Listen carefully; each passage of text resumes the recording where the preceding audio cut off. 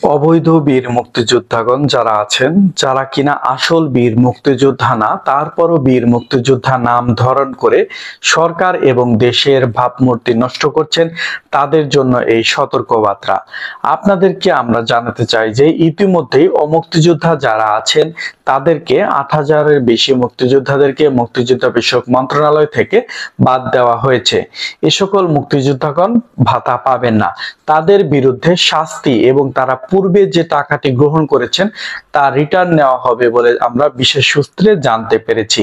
তো যে সকল অমুক্তিযোদ্ধাগণ আছেন যারা কিনা আসল এবং বৈধ মুক্তিযোদ্ধা না, যারা দেশের কোনো কাজেই আসেনি, দেশের কোনো যুদ্ধে কোনো রকম অংশগ্রহণ না করে তারপরও বীর মুক্তিযোদ্ধা নামটি নামের আগে ধারণ করে রেখেছেন, তাদের জন্য এই সতর্কবার্তা।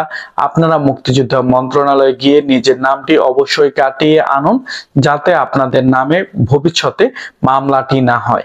অবশ্যই যে সকল মানুষগণ এই যে ঘৃণিত কাজটি করেছেন, যারা কিনা মুক্তিযোদ্ধা না হয়েও মুক্তিযোদ্ধা তালিকায় নাম উঠিয়েছেন, তাদেরকে শাস্তি এবং মামলার আওতায় আনা হবে, তাদেরকেও রাজাকারের মতো অসম্মাননা দেওয়া হবে। এ সকল লোকদেরকে আমরা কড়া বার্তা জানাতে চাই, আপনারা অবশ্যই আপনাদের নামটি প্রত্যাহার করুন মুক্তিযোদ্ধা থেকে।